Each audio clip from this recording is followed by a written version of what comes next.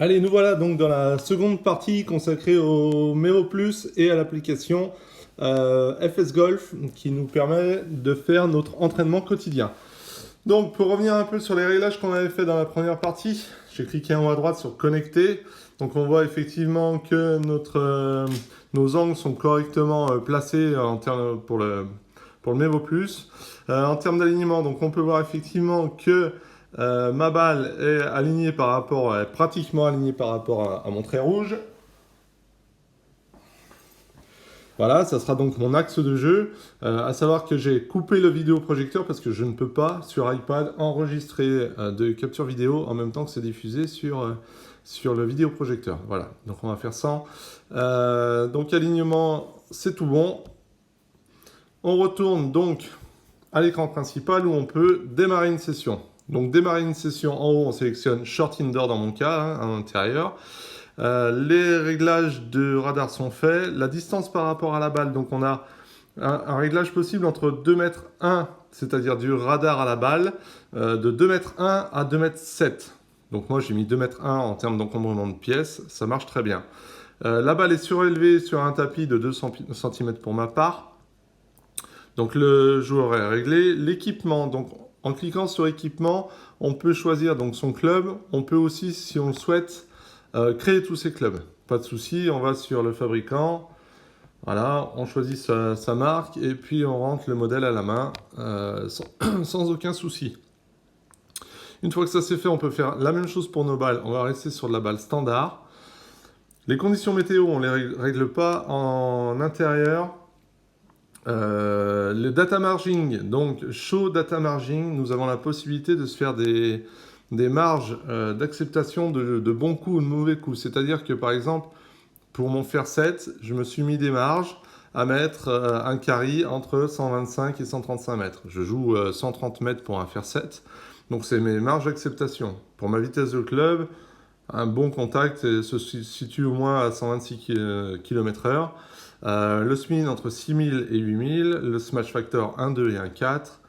Le spin axis, donc c'est ce qui correspond au plan de club, et latéral correspond à l'erreur au final de la balle. Vous verrez qu'on peut rajouter plein de paramètres. Si on le souhaite, on peut rajouter une multitude de paramètres, hein. Tout est pris en compte, donc il n'y a aucun souci là-dessus. Voilà. Donc là, c'est pour le data margin. On va quand même le conserver. Voilà. On a la possibilité, si on le souhaite aussi, tout en bas, d'enregistrer avec le radar ou l'iPad la session. Voilà. Donc à partir de ce moment-là, tous les réglages sont faits. On peut donc démarrer la session. Donc on arrive sur une nouvelle page. On arrive sur une nouvelle page où on peut effectivement en haut, si on le souhaite, donc choisir son club. Alors vu que mon data margin est réglé sur un fair set, je vais retourner sur un fair set. Je laisse ma balle standard en haut. On peut voir en haut à droite que mon radar est prêt à recevoir le coup, aucun problème. Sur le côté gauche, on a la possibilité de voir son angle de vue. C'est-à-dire soit on voit une vue en perspective, ce que FlightScope nous a créé depuis 3 semaines et qui est vraiment pas mal, soit une vue arrière, c'est-à-dire en position de joueur, soit une vue de côté, soit une vue de dessus. Voilà. Et on a des petites options qui viennent se rajouter sur les groupements des coups. Vous verrez ça par la suite. Ok. Donc tout est prêt, je peux envoyer la première balle pour test.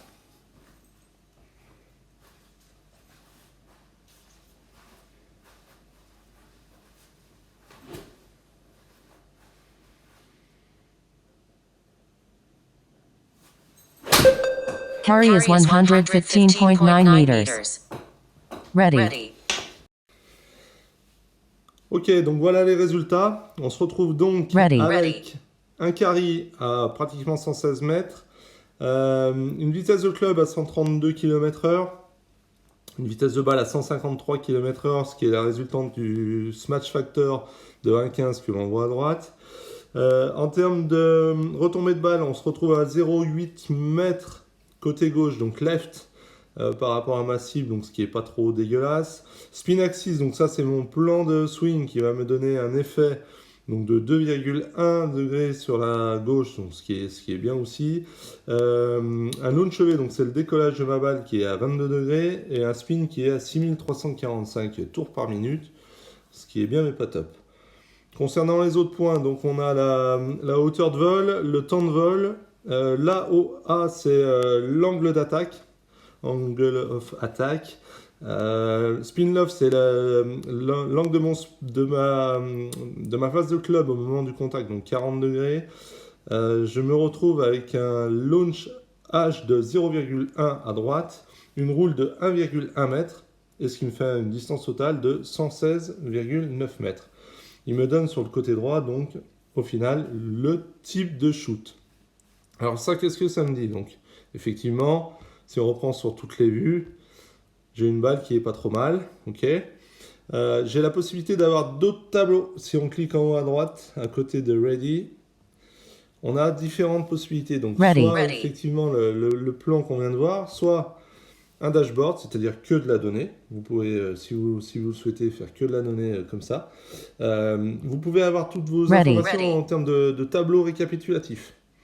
Ce tableau récapitulatif va vous donner la possibilité à la fin, en sélectionnant une, plusieurs, ou en enlevant celles qui ne sont pas bonnes, de vous faire une moyenne par rapport à vos coups. Donc ça aussi, c'est pas mal pour l'analyse. Et puis, vous avez une possibilité aussi de faire des vidéos. C'est-à-dire que chaque coup sera filmé et enregistré sur votre iPad. Voilà. Donc, le menu est assez complet concernant FS Golf. On a pratiquement toutes les données. Voilà, donc on a à peu près fait le tour de tout. Alors, je l'ai fait un peu vite parce qu'il y a tellement de choses à dire. Mais voilà. Donc, pour revenir là-dessus, si je veux, par exemple, taper plusieurs coups, si je veux taper un second coup, là, le simulateur me dit que tout est prêt, je peux envoyer encore quand je veux.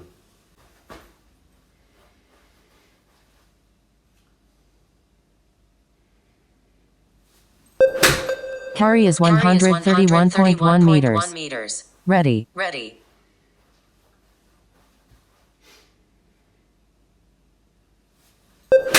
Carry is 129.6 meters. Ready.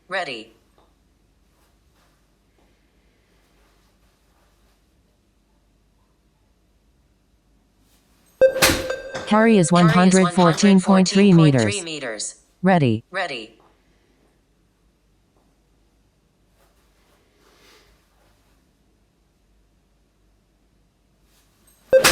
Carry is 120.1 meters. Ready.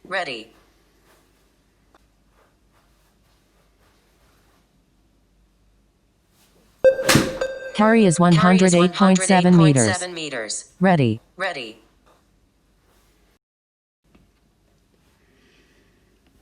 Voilà, donc désormais j'ai un échantillon de quelques balles. Hein. Donc comme on peut voir, ça peut me représenter toutes mes frappes.